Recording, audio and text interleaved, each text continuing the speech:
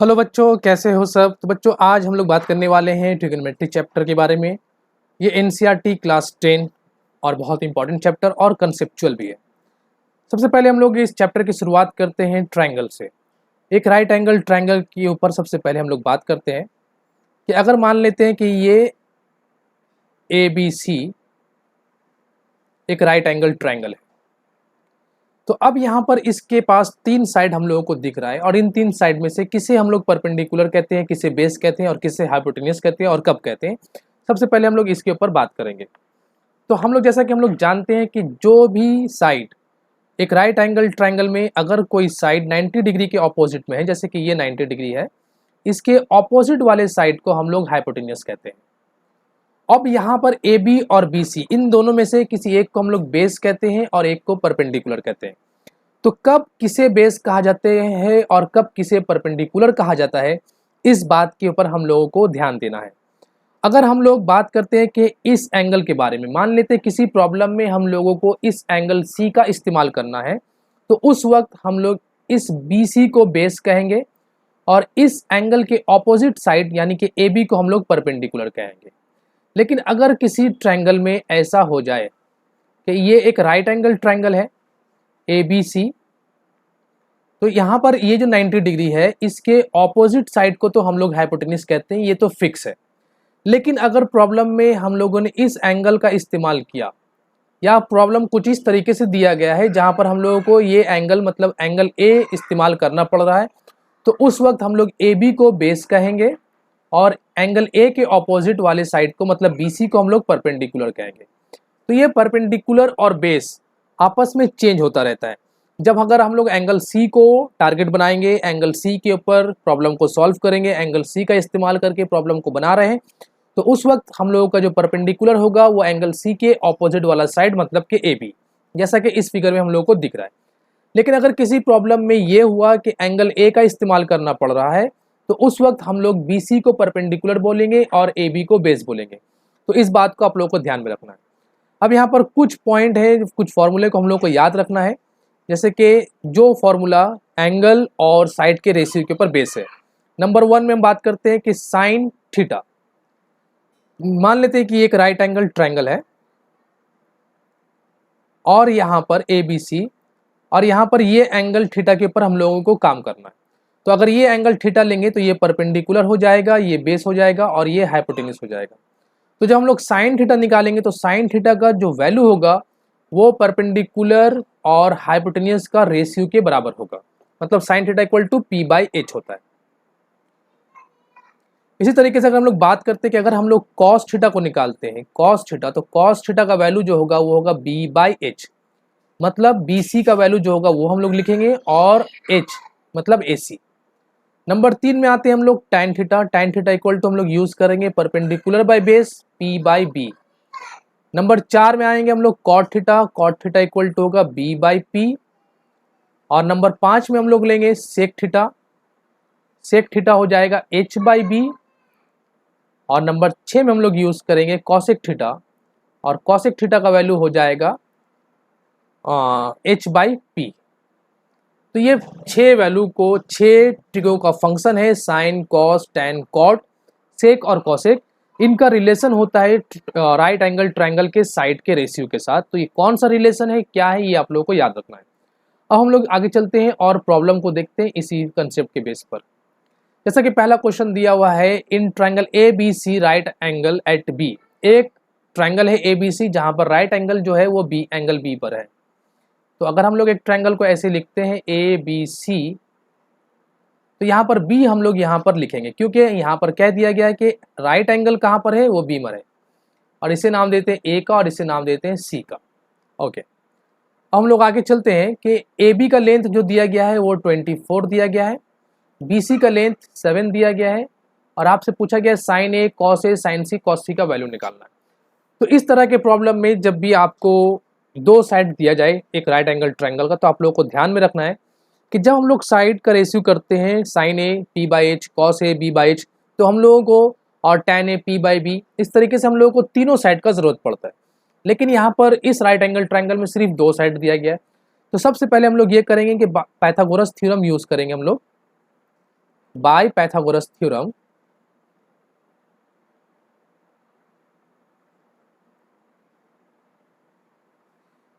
AC square मतलब जो hypotenuse है उसका square equal to BC square plus AB square. अब यहाँ पर AC स्क्वायर का वैल्यू तो हम लोगों के पास नहीं है, उसे छोड़ देते हैं। BC का वैल्यू हम लोगों के पास है, वो क्या है 24 और AB का वैल्यू है 7।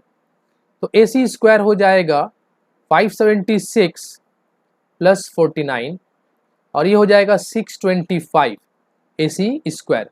अगर हम लोग रूट चढ़ा देते हैं तो AC इक्वल टू रूट 625 और 625 का रूट हो जाएगा 25, तो हम लोग को ये मिला 25।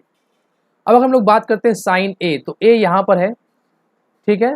तो जब हम लोग साइन A निकालेंगे तो जब इस एंगल को हम लोग कैलकुलेशन में ले रहे हैं तो इसके हिसाब से परपेंडिकुलर ये बनेगा, हाइपोटेन्यूज तो फिक्स रहेगा और बेस ये बनेगा। तो साइन A इक्वल टू होता है P/H मतलब कि 7/25। लेकिन अगर हम लोग कॉस A में भी देख लेते हैं, कॉस A ये क्या होता है B/H, तो बेस क्या होगा 24 और हाइपोटेन्यूज क्या हो जाएगा 25। लेकिन इसी तरीके से जब हम लोग साइन C निकालने चलते हैं, साइन C, तो उस वक्त जब हम लोग C एंगल को यूज करेंगे तो हम लोगों का परपेंडिकुलर चेंज हो जाएगा। साइन C क्या होता है P/H, तो C एंगल के रिस्पेक्ट में परपेंडिकुलर ये होगा और बेस ये हो जाएगा। तो P/H हम लोग क्या लिखेंगे 24/25 और जब हम लोग cos C निकालने जाएंगे तो cos C क्या होता है B/H, तो C के हिसाब से B कौन होगा 7 और H 25। तो H हमेशा फिक्स रहता है लेकिन बेस और परपेंडिकुलर ये आपस में चेंज होते रहते हैं। क्वेश्चन नंबर 2 में दिया गया in given figure find tan P और cot R। तो जैसा कि मैंने आप लोगों को बताया कि जब भी कोई भी ट्रायंगल हो उसके तीनों साइड का वैल्यू आपको पता होना चाहिए। अगर आपको उन तीनों साइड का वैल्यू पता नहीं है तो सबसे पहले पाइथागोरस थ्योरम का इस्तेमाल करो और तीसरे वाले साइड का वैल्यू निकालो। तो बाय पाइथागोरस थ्योरम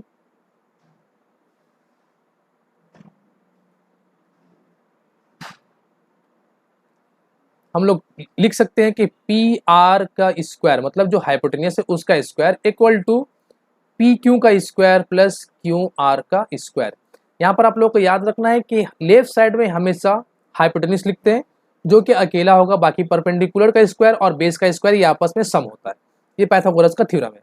अब पी आर का वैल्यू दिया गया है 13, तो इसका स्क्वायर लिख लेते हैं। पी क्यू 12 का स्क्वायर और क्यू आर का वैल्यू हम लोग को नहीं पता। अब 13 का स्क्वायर होता है 169, 144 12 का स्क्वायर होगा और ये हुआ क्यू आर स्क्वायर। अगर हम लोग 144 को उस तरफ ले जाकर के माइनस कर देते हैं तो ये आएगा 25 इक्वल टू क्यू आर का स्क्वायर और क्यू आर का वैल्यू हो जाएगा 25 का रूट मतलब कि हम लोग को मिलेगा 5। तो यहाँ पर हम लोग को ये जो क्यू आर का वैल्यू है ये हम लोग को 5 मिला। ठीक है, अब हम लोग अपने प्रॉब्लम की तरफ चलते हैं। tan P और cot R का वैल्यू हम लोग को पता करना है। तो जो हम लोग tan P minus cot R, तो जो हम लोग tan P एंगल P को जब पकड़ेंगे, हम लोग एंगल P के रेस्पेक्ट में जब प्रॉब्लम को सॉल्व करने जाएंगे तो परपेंडिकुलर कौन रहेगा ये और बेस कौन रहेगा ये। तो tan P क्या होता है परपेंडिकुलर बाय बेस मतलब 5/12 और जब हम लोग R को लेंगे, R के रेस्पेक्ट में जब हम लोग बात करेंगे उस वक्त परपेंडिकुलर हो जाएगा ये और बेस हो जाएगा ये। तो cot R क्या होता है बेस बाय परपेंडिकुलर, tan होता है परपेंडिकुलर बाय बेस और cot होता है बेस बाय परपेंडिकुलर। तो हम लोग क्या लिखेंगे बेस कौन होगा R के रेस्पेक्ट में 5, तो 5 बाई और परपेंडिकुलर होगा 12। तो ये 5/12 5/12 एक दूसरे को कैंसिल करेगा, वैल्यू आया 0। क्वेश्चन नंबर 3 में if sin A equal to 3/4 calculate cos A and tan A। अगर sin A का वैल्यू 3/4 दिया गया, यहाँ पर कोई ट्रायंगल नहीं दिया गया, ना ही ट्रायंगल का कोई साइड बताया गया और डायरेक्टली आपसे cos A और tan A का वैल्यू पूछ लिया गया। तो सबसे पहला काम हम लोग यही करते हैं कि एक राइट एंगल ट्रायंगल बना लेते हैं। ये हम लोगों का एक राइट एंगल ट्रायंगल हुआ A, B और C। ठीक है, अब यहाँ पर A जो है sin A वो 3/4 है, तो यहाँ पर हम लोग इसे C कर लेते हैं आसानी के लिए और इसे A कर लेते हैं। जो एंगल दिया हुआ रहता है उसे हम लोग बेस की तरफ लेते हैं ताकि हम लोगों को कैलकुलेशन करने में आसानी हो। अब sin A जो होता है sin A ये हम लोग जानते हैं कि ये 3/4 दिया हुआ है और sin A P/H होता है, तो P/H इक्वल टू 3/4। तो ये हम लोगों का जो परपेंडिकुलर है वो लगभग 3x या 3k कुछ भी होगा और हाइपोटेन्यूज जो है वो 4x या 4k है। हम लोग 3 x3 के कोई भी वेरिएबल ले सकते हैं और उसके हिसाब से जो हम लोग BA को निकालेंगे, क्योंकि मैंने आप लोगों को बताया कि जब भी कोई भी ट्रायंगल आप लोगों को मिल जाए और अगर ट्रिगो का कोई रेशियो निकालना है, जैसे कि cos A निकालना है, tan A निकालना है, sec A निकालना है, कुछ भी निकालना है, तो आपको उस राइट एंगल ट्रायंगल का तीनों साइड पता कर लेना है। हो सकता है कुछ प्रॉब्लम में उसे यूज ना करना पड़े, लेकिन आप एक हैबिट बना के रखो कि हम लोग तीनों साइड को हम लोगों को मालूम होना चाहिए, ठीक है। तो इस तरीके से अगर हम लोग पाइथागोरस थ्योरम यूज करेंगे यहाँ पर, तो इसका वैल्यू हम लोग को मिलेगा 5। अब हम लोग बात करते हैं कि cos A इक्वल टू होता है B/H, बेस बाय हाइपोटेन्यूज। तो ए एंगल के रिस्पेक्ट में अगर हम लोग बात करते हैं एंगल A के बारे में, तो A के रिस्पेक्ट में हम लोगों के पास जो बेस होगा वो होगा ये, परपेंडिकुलर होगा ये और हाइपोटेन्यूज रहेगा ये। तो cos A जो होता है वो B/H होता है, तो B कितना है 5 और H कितना है 4। अब अगर हम लोग बात करते हैं tan A, तो tan A के रिस्पेक्ट में tan A होता है P/B, तो परपेंडिकुलर यहाँ पर कौन है 3 और B कौन है 5, बेस 5 है। Given 15 cot A equal to 8 find the value of sin A and sec A। ये भी बिल्कुल वही प्रॉब्लम है जो हम लोगों ने भी सॉल्व किया है। यहाँ पर एक्चुअल में 15 cot A का वैल्यू दिया गया है 8। तो यहाँ पर हम लोग सबसे पहला ये काम करेंगे कि cot A के साथ या कोई भी ट्रिगोनोमेट्रिक फंक्शन के साथ कोई नंबर अगर पहले है तो उसे हम लोग इक्वल टू के उस तरफ शिफ्ट कर देंगे। जैसे कि cot A, इसे हम लोग लिखेंगे 8/15, ठीक। अब यहाँ पर हम लोग एक राइट एंगल ट्रायंगल बना लेते हैं। ये हम लोगों का एक राइट एंगल ट्रायंगल हो गया। यहाँ ले लेते हैं हम लोग A, यहाँ पे ले लेते हैं B और यहाँ पर C। ये 90 डिग्री है, तो ये हाइपोटेन्यूज तो फिक्स हुआ। अब अगर हम लोग एंगल A के रेस्पेक्ट में बात करें, क्योंकि यहाँ पर दिया गया है A, तो ये हम लोगों का हो जाएगा परपेंडिकुलर और ये हो जाएगा बेस, ठीक। अब कॉट जो होता है वो बेस बाय परपेंडिकुलर होता है, ये हम लोग जानते हैं, क्योंकि tan होता है परपेंडिकुलर बाय बेस, तो उसी का उल्टा होता है कॉट। तो कॉट होता है बेस बाय परपेंडिकुलर, तो B/P इक्वल टू है 8/15। तो अगर हम लोग B को 8 लेते हैं और P को 15 लेते हैं, तो पाइथागोरस थ्योरम यूज करने से by Pythagoras theorem PT h square equal to होता है P square plus B square, और h का वैल्यू हम लोगों को पता नहीं है, तो h स्क्वायर रहने देते हैं, P का स्क्वायर 15 का स्क्वायर और 8 का स्क्वायर, ठीक। तो h स्क्वायर यहाँ से हम लोगों को मिलेगा 225 प्लस 64, और ये हो जाएगा 549, 628, 289। देयरफॉर h जो होगा रूट चढ़ा देने से हम लोगों को 17 मिलेगा, क्योंकि 289 का रूट 17 होता है, 17 होता है, तो ये 17 हो गया 17। अब यहाँ पर बात करते हैं हम लोग आगे कि अब हम लोगों को करना क्या है कि हम लोगों को sin A निकालना है। चूंकि हम लोग तीनों वैल्यू, हम लोगों ने ट्रायंगल के तीनों साइड का वैल्यू पता कर लिया, अब हम लोगों से कुछ भी पूछा जाएगा हम लोग आराम से निकाल सकते हैं। तो sin A जो होता है वो P/H होता है। तो A के रेस्पेक्ट में P कौन है वो है 15, तो 15, और H कौन है वो है 17। इसी तरीके से अगर हम लोग बात करते हैं sec A, तो sec A जो होता है वो हाइपोटेन्यूज बाय बेस होता है, क्योंकि sec cos का उल्टा होता है। cos A जो होता है वो B/H होता है, उसी का उल्टा होता है sec, तो H/B। तो हाइपोटेन्यूज यहाँ पर 17 है और बेस जो है वो है 8। आई होप कि ये प्रॉब्लम भी समझ में आ गया हो आप लोगों को। अगले प्रॉब्लम को देखते हैं। Given sec theta equal to 13/12, calculate all other trigonometric ratio. सारा ट्रिगो का रेशियो आपको पता करना है, ओके। तो यहाँ पर सबसे पहले हम एक ट्रायंगल बना लेते हैं। मान लेते हैं कि ये हम लोगों का एक राइट एंगल ट्रायंगल है ABC। यहाँ पर ए नहीं लेते, ए को हम लोग नीचे ले लेते हैं। यहाँ पर कोई दिक्कत नहीं है, ए को कहीं भी ले सकते थे। और यहाँ पर जो थीटा है उस थीटा को हम लोग यहाँ पर लिख लेते हैं। अब जो सेक थीटा है वो दिया हुआ है आपका 13/12, ठीक है। सेक जो होता है वो हाइपोटेन्यूज बाय बेस होता है, मतलब H/B का जो रेशियो है वो 13/12 है। तो H कौन है, ये है, और थीटा के हिसाब से ये बेस होगा और ये परपेंडिकुलर होगा, क्योंकि थीटा के ऑपोजिट वाले साइड को हम लोग परपेंडिकुलर कहते हैं। अब यहाँ पर H कितना है, ये है 13K भी लिख सकते हैं हम लोग, 13X भी लिख सकते हैं, और B क्या है, ये है 12।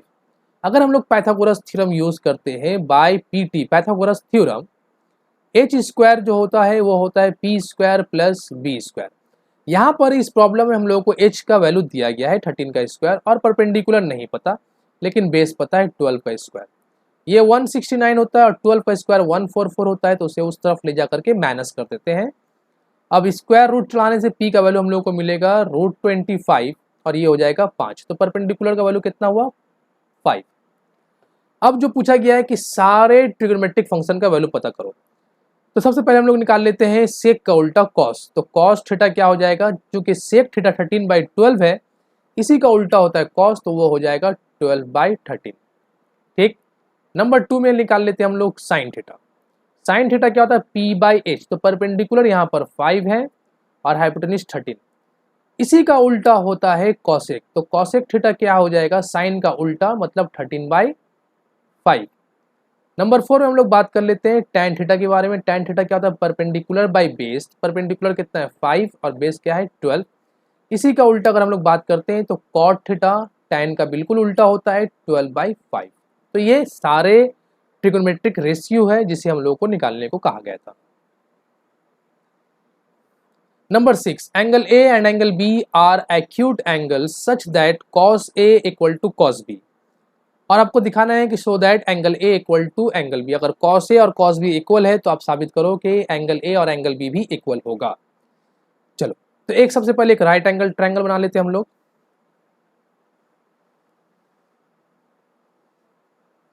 ये हम लोगों का एक राइट एंगल ट्रायंगल हो गया। चलो इसे सी लिख लेते हैं, ये ए और ये बी। ठीक है, तो यहाँ पर बी को यहाँ रख लेते हैं क्योंकि कॉस ए और कॉस बी को एक्यूट एंगल कहा गया है, तो यहाँ पर बी रख लेते हैं, ये बी, और इसे हम लोग सी कर देते हैं। Right at C equal to 90 degree, क्योंकि ए और बी एक्यूट है तो उसे हम लोग 90 नहीं कर सकते। Now cos A equal to cos B ये गिवन है, ठीक है, गिवन। और कॉस जो होता है वो क्या होता है b/h। तो यहाँ पर हम लोगों को खास ध्यान देना है कि परपेंडिकुलर और बेस चेंज होगा। जब हम लोग एंगल ए को लेंगे तो उस वक्त बेस कौन होगा, ये, और परपेंडिकुलर होगा ये। ठीक, तो कॉस ए क्या होता है और हाइपोटेन्यूज हो जाएगा ये। तो कॉस ए जो होता है कॉस वो होता है b/h, तो b क्या है AC और हाइपोटेन्यूज क्या है AB। इसी तरीके से अगर हम लोग बात करते हैं कि जब हम लोग कॉस b के बारे में बात करेंगे, एंगल b को जब हम लोग कैलकुलेशन में लेंगे तो b के रेस्पेक्ट में हम लोगों का ये परपेंडिकुलर होगा ये साइड और ये साइड बन जाएगा बेस। और कॉस बेस बाय हाइपोटेन्यूज होता है, तो बेस क्या है BC और हाइपोटेन्यूज क्या है AB। तो AB अगर कैंसिल हो जाए तो हम लोग लिख सकते हैं ना कि AC इक्वल टू BC। अब चूंकि AC जो साइड है वो इक्वल हो रहा है BC के साइड का, तो अगर कोई दो साइड इक्वल होता है तो हम लोग जानते हैं कि वो ट्रायंगल आइसोसेलेस ट्रायंगल होता है। और यहाँ पर 90 डिग्री भी है, तो ये जो ट्रायंगल बन रहा है ये एक राइट एंगल आइसोसेलेस ट्रायंगल बन रहा है। और राइट एंगल आइसोसेलेस ट्रायंगल में दो साइड इक्वल होता है और दोनों साइड के ऑपोजिट एंगल भी इक्वल होते हैं। देयरफॉर हम लोग बोल सकते हैं कि angle A equal to angle B। Okay, question number 7 में दिया गया if cot theta equal to 7/8 evaluate sine 1 plus sine theta by into 1 minus sine theta by 1 plus cos theta into 1 minus cos theta. Okay, इसमें हम लोग इस problem को तो हम लोग ट्रिगो के रेशियो से कर सकते हैं और भी आसान तरीका वहाँ से भी कर सकते हैं। सबसे पहली बात हम लोग कॉट थीटा को देखते हैं कि कॉट थीटा को हम लोग क्या लिख सकते हैं। तो एक राइट एंगल ट्रायंगल बना लेते हैं हम लोग। ये मेरा A है, ये B है और ये C है। यहाँ पर हम लोग थीटा एंगल लिख लेते हैं। अब अगर यहाँ पे हम लोगों ने थीटा लिखा है तो थीटा के रिस्पेक्ट में ये हो जाएगा परपेंडिकुलर, ये हो जाएगा बेस और ये हो जाएगा हाइपोटेन्यूज। कॉट थीटा का वैल्यू दिया गया है 7/8 और कॉट थीटा होता है B/P 7/8। मतलब B हम लोगों के पास क्या है, ये है 7 और परपेंडिकुलर क्या है, ये है 8। अगर हम लोग पाइथागोरस थ्योरम यूज करते हैं तो हम लोगों को एक वैल्यू मिलेगा √8² + 7² 64 + 49। अब वो वैल्यू जो मिलेगा हम लोग को उसका हम लोग स्क्वायर रूट निकालेंगे तो हम लोग को एक डेसिमल में वैल्यू मिलेगा। तो इस प्रॉब्लम को हम लोग इस तरीके से सॉल्व तो कर ही सकते हैं, लेकिन इससे ज़्यादा आसान होगा अगर हम इस प्रॉब्लम को एक छोटे से फॉर्मूले का इस्तेमाल करके सॉल्व कर ले तो। और वो फॉर्मूला क्या है, आप लोग को फॉर्मूला याद रखना है कि sine square plus cos square equal to 1। ये फॉर्मूला हम लोग याद करेंगे कि sine square theta plus cos square theta equal to 1 होता है। जो थीटा यहाँ पर होगा वही यहाँ पर भी होगा। अगर यहाँ पर किसी प्रॉब्लम में आप यूज कर रहे हो कि sine square A plus cos square B, तो ये 1 नहीं होगा क्योंकि यहाँ पे दो अलग अलग एंगल आप लोगों ने यूज किया। लेकिन अगर आप साइन स्क्वायर ए प्लस कॉस स्क्वायर ए लिखते हो तो इसका वैल्यू 1 हो जाएगा। इसी तरीके से sine square B plus cos square B, इसका वैल्यू भी 1 हो जाएगा। इसे हम लोग यहाँ पर प्रूफ कर सकते हैं, लेकिन फिलहाल हम लोगों को इतना ज़रूरत नहीं करने का। ये हम लोग को याद रखना है कि sine square plus cos square of same angle always equal to 1। अब इसी कंसेप्ट का यूज हम लोग इस प्रॉब्लम में करते हैं। 1 plus sine theta into 1 minus sine theta, ठीक है। और नीचे जो दिया गया है 1 plus cos theta into 1 minus cos theta. ऊपर वाले पार्ट को हम लोग a plus B into A minus B, अगर अलजेब्रे का एक फॉर्मूला यूज कर लें a plus B into A minus B, तो ये होता है a square minus B square. तो उस तरीके से 1 प्लस साइन और 1 माइनस साइन हो जाएगा 1 स्क्वायर माइनस साइन स्क्वायर। इसी तरीके से बेस में हम लोग लिख सकते हैं 1 स्क्वायर माइनस कॉस स्क्वायर। अब 1 माइनस साइन स्क्वायर जो होता है, यहाँ से अगर हम लोग बात करें कि अगर इस साइन स्क्वायर को वहाँ भेज देते हैं तो ये हो जाएगा 1 माइनस साइन स्क्वायर, और 1 माइनस साइन स्क्वायर LHS में कॉस स्क्वायर के बराबर हो जा रहा है, तो इसे हम लोग लिख लेंगे कॉस स्क्वायर। इसी तरीके से नीचे में अगर हम लोग बात करें 1 माइनस कॉस स्क्वायर है, तो अगर ये कॉस स्क्वायर उस तरफ जाता है तो 1 minus cos square equal to हम लोगों को मिलेगा साइन स्क्वायर। तो यहाँ पर हम लोग लिख लेते हैं साइन स्क्वायर, ठीक।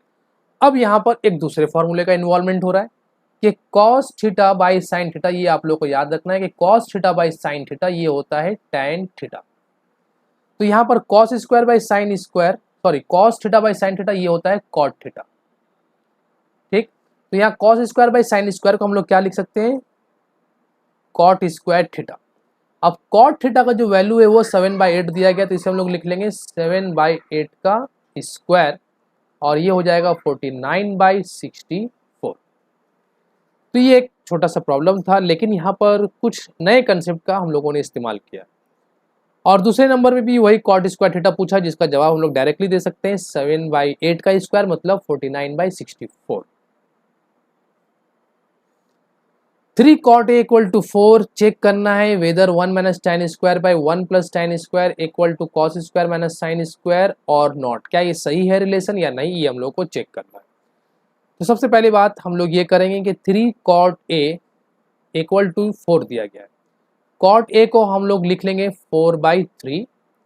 अब यहाँ पर अगर हम लोग ये सोचते हैं कि हम लोग को ये पार्ट निकालना है कि 1 minus tan square by 1 plus tan square, तो LHS करके इसे हम लोग कॉपी कर लेते हैं। LHS में 1 minus tan square by 1 plus tan square. अब चूंकि हम लोग बेसिकली जानते हैं कि tan और cot एक दूसरे का रिवर्स होता है, तो अगर cot थीटा 4/3 है तो हम लोग लिख सकते हैं कि tan theta equal to 3/4। Since cot a equal to 4/3 therefore tan a, ये इसे a लिखना, tan a इक्वल टू 3/4। तो यहाँ पर जो दिया गया है 1 माइनस tan स्क्वायर 1 माइनस 3/4 का स्क्वायर लिख लेंगे इसे, और नीचे में 1 प्लस 3/4 का स्क्वायर लिख लेंगे। ऊपर में जो वैल्यू है वो हो जाएगा 1 माइनस 9/16 और नीचे में 1 प्लस 9/16। एलसीएम लेने के बाद ऊपर में हम लोग को मिलेगा 7/16 और नीचे में मिलेगा 25/16। 16 कैंसिल कर लेने के बाद ये वैल्यू हो जाएगा 7/25। ये LHS का वैल्यू आया। अभी हम लोग को RHS में भी चेक करना है कि RHS में जो वैल्यू है cos square minus sine square, उसका जो वैल्यू है वो 7/25 आ रहा है या नहीं। अगर आ गया तो ठीक है इक्वल है, नहीं आया तो फिर इक्वल नहीं है। अब RHS में देखते हैं। RHS, तो बच्चों RHS में जो वैल्यू दिया गया है वो कॉस स्क्वायर ए माइनस साइन स्क्वायर ए। ये इन दोनों में से कोई भी कॉट का उल्टा वगैरह नहीं होता। जैसे कि tan को हम लोगों ने डायरेक्टली लिख लिया, हम लोग ट्रायंगल से भी कर सकते थे। कॉट के बाद कॉट को ट्रायंगल में पुट करते हैं, उसके साइड के रेशियो को 4/3 को, और उसके बाद हम लोग वहाँ से tan निकालते, 3 साइड कंप्लीट कर लेते। लेकिन जब हम लोगों को पता है कि कॉट और tan एक दूसरे का उल्टा होता है, तो हम लोगों ने डायरेक्टली इस प्रॉब्लम को सॉल्व कर लिया और tan का वैल्यू 3/4 लिख लिया। लेकिन यहाँ पर RHS में कॉस और साइन, इसका वैल्यू हम लोग डायरेक्टली कॉट के जरिए नहीं निकाल सकते, हम लोग को ट्रायंगल को बनाना पड़ेगा, उससे हेल्प लेना पड़ेगा। तो सबसे पहले हम लोग ट्रायंगल बना लेते हैं, एक राइट एंगल ट्रायंगल, और यहाँ पर इसे नाम देते A, इसे नाम देते B और ये C। अब जैसे कि हम लोग के पास है cot A equal to 4/3। Cot A क्या दिया गया है, कॉट ए इक्वल टू 4/3 और कॉट जो होता है वो बेस बाय परपेंडिकुलर होता है, B by P equal to 4/3। तो अगर हम लोग ए के बारे में बात कर रहे हैं, अगर एंगल ए को ले रहे हैं तो हम लोगों के पास जो बेस होगा वो ये होगा और परपेंडिकुलर होगा ये। तो बेस हम लोगों को दिया गया है 4 और परपेंडिकुलर दिया गया 3। तो अगर हम लोग पाइथागोरस का यूज करेंगे तो ये आएगा 5। ठीक, ये वैल्यू हम लोगों को पाइथागोरस थ्योरम से मिल जाएगा 5। अब हम लोग यहाँ पर ये करेंगे कि हम लोगों को तीनों साइड का वैल्यू तो पता चल चुका है, लेकिन अब हम लोग को जानना है कॉस स्क्वायर ए माइनस साइन स्क्वायर ए। नाउ कॉस स्क्वायर ए माइनस साइन स्क्वायर ए, कॉस जो होता है ए बी बाई एच, तो ए के रेस्पेक्ट में बी कौन है 4, तो 4 और एच क्या है 5, 4/5 का स्क्वायर। और साइन जो होता है वो होता है पी बाई एच मतलब 3/5 का स्क्वायर। ये होगा 16/25 और ये होगा 9/25। एलसीएम लेने के बाद 7/25 हम लोगों को मिलेगा, जो कि एग्जैक्ट वही वैल्यू है जो हम लोगों को यहाँ पर मिला था इस केस में 7/25 1 माइनस tan स्क्वायर के केस में। ये वैल्यू 7/25 और ये वाला वैल्यू भी 7/25। मतलब क्या हो रहा है कि LHS equal to RHS verified, ये वेरीफाई हो चुका। ठीक है, क्वेश्चन नंबर 9 में कहा गया कि in triangle ABC right angle at B if tan equal to 1/√3 find the value of this. तो इस प्रॉब्लम में सबसे पहले वही काम, सिंपल सा एक राइट एंगल ट्रायंगल बना लेते हैं हम लोग।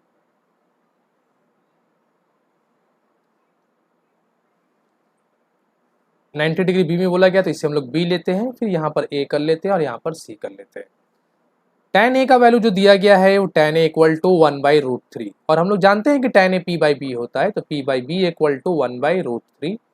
और अगर हम लोग ए के रेस्पेक्ट में बात करें तो एंगल ए को अगर हम लोग देखते हैं तो ये वाला साइड होगा बेस और ये वाला साइड होगा परपेंडिकुलर, क्योंकि एंगल ए के ऑपोजिट पे परपेंडिकुलर होता है, तो ये हो जाएगा हाइपोटेन्यूज। अब यहाँ पर जो वैल्यू हम लोग परपेंडिकुलर को 1 ले लेते हैं और बेस को √3, और जब हम लोग पाइथागोरस थ्योरम यूज करेंगे तो एच स्क्वायर इक्वल टू हो जाएगा P square plus B square. और एच का वैल्यू हम लोग को निकालना है, तो पी 1 का स्क्वायर और √3 का स्क्वायर 3, तो ये होगा 4 और H square equal to 4, therefore H equal to 2। तो यहाँ पर हम लोग को हाइपोटेन्यूज का जो वैल्यू है वो हम लोग को 2 मिल गया, तो यहाँ पर हम लोग 2 लिख लेते हैं। अब यहाँ पर जो सवाल पूछा गया उसके ऊपर खास ध्यान देना हम लोगों को कि साइन ए कॉस सी प्लस कॉस ए इंटू साइन सी। साइन ए, अगर हम लोग एंगल ए को देखते हैं तो फिर हम लोग के एंगल ए के रिस्पेक्ट में परपेंडिकुलर जो होगा वो 1 होगा, मतलब BC होगा और हाइपोटेन्यूज तो 2 रहेगा। तो साइन ए इक्वल टू हम लोग क्या लिखेंगे P बाई एच मतलब 1/2। लेकिन जब बात हो कॉस सी के बारे में किया जाए तो सी के रेस्पेक्ट में ये एंगल को अगर हम लोग लेंगे सी, तो इसके रेस्पेक्ट में ये परपेंडिकुलर होगा और ये बेस हो जाएगा।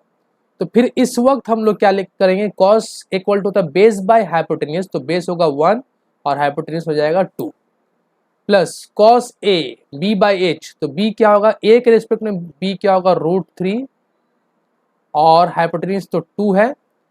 साइन सी, साइन सी क्या होता है पी बाई एच, तो सी के रेस्पेक्ट में परपेंडिकुलर कौन रहेगा वो √3 और हाइपोटेन्यूज होगा 2। अब यहाँ पर ये 1/4 और ये हो जाएगा √3 और √3 3/4। एलसीएम लेने से हम लोग को मिलेगा 4/4 और ये कैंसिल होकर मिलेगा 1, तो मतलब इसका वैल्यू 1 हुआ। अब cos A cos C minus sign A sign सी को हम लोग चेक करते हैं कि इसका वैल्यू क्या होने वाला है। तो यहाँ पर थोड़ा सा इसे क्लियर कर लेते हैं हम लोग।